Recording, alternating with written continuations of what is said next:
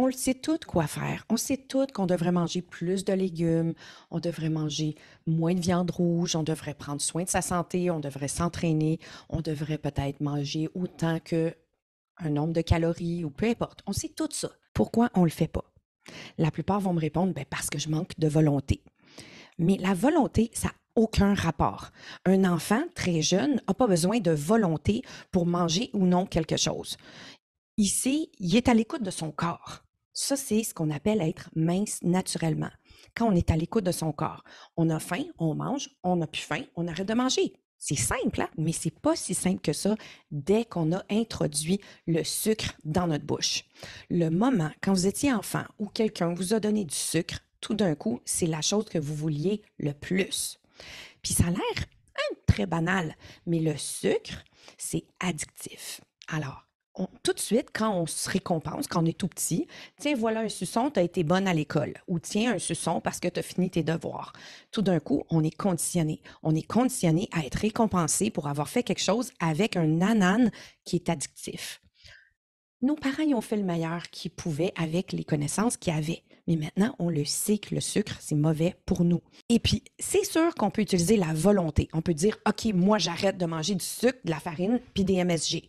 Sauf que c'est addictif. Donc, c'est certain que votre cerveau va vous présenter des pensées qui vont faire qu'à un moment donné, ça lâche. Parce que la volonté, on en a en quantité limitée.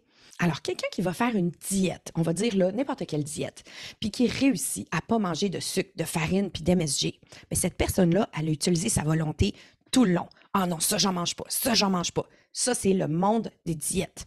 Mais pourquoi ça fonctionne pas? C'est que pour maintenir son poids, elle va être obligée de faire ça tout le reste de sa vie. C'est important de comprendre ça parce que tout le reste de sa vie, ça veut dire tout le reste de sa vie, elle va se priver de ces choses-là. Pourquoi pour de bon est différent? C'est que ce n'est pas une diète. Alors, imaginons que vous avez une cigarette devant vous puis vous êtes non-fumeur. Dans votre tête, il n'y a pas une pensée qui se dit « il faudrait que je fume » ou « ah, ça serait bon une petite puff ». Non, parce que vous n'êtes pas du tout accro à ça. Vous y pensez même pas. Ça traverse même pas votre esprit. C'est là que je veux rendre tout le monde dans Pour de bon. Qu'est-ce qui se passe? C'est que tout le monde dans Pour de bon ne pense plus de la même façon à tout ce qui était un automatisme pour eux autres. Il y a un biscuit devant elles.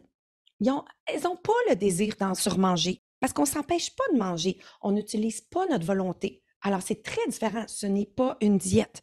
Une fois qu'on est déconditionné, bien, si, par exemple, il y avait devant moi un gâteau au chocolat, moi, j'adore les gâteaux au chocolat, bien, je ne me priverai pas d'en manger, sauf que c'est complètement différent dans ma tête. Ce n'est plus « oh my God, il faut que j'en mange », puis ça m'appelle. Non, c'est plus pareil, pas en tout. C'est « OK, j'en mange, mais j'en mange de façon consciente. » Je suis complètement... Dans ma tête, là, c'est complètement clair que je mange quelque chose qui est addictif, mais je le mange de façon consciente. Il y a une liberté qu'il n'y avait pas avant. Il y a une complète liberté de tout ce qui est surmangé. Moi, ce que je dis surmanger, c'est tout ce qui est farine, sucre et MSG. Maintenant, si vous allez sur mon site Internet, vous allez voir qu'il y a plein de monde qui explique comment elles se sentent une fois qu'elles sont déconditionnées, puis il y en a qui l'expriment en parcours. C'est le fun de comprendre, c'est le fun d'entendre du monde qui ont passé à travers Pour de bon. Puis aussi d'entrer dans ma section gratuite, où est-ce qu'il y a vraiment beaucoup gratuitement pour que vous puissiez tout de suite commencer votre parcours de perte de poids. Mon souhait pour vous, c'est qu'en 2024, la personne que vous voulez devenir devienne vraie, devienne complètement déconditionnée de sa surconsommation. Je devais peser autour de 200 livres avant d'entamer mon propre déconditionnement. Au début, j'y croyais moyen, mais je le savais que ma master coach avait fait fortune avec le déconditionnement. Donc, je me suis dit, je vais le tester avant d'investir dans Pour de bon.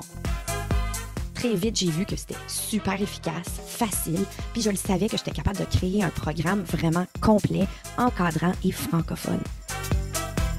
Une fois déconditionné, il n'y a plus de chemin dans notre tête qui nous dit de surconsommer quoi que ce soit. On est mince naturellement, on n'a même pas besoin de penser à notre poids, il reste stable, même en vacances.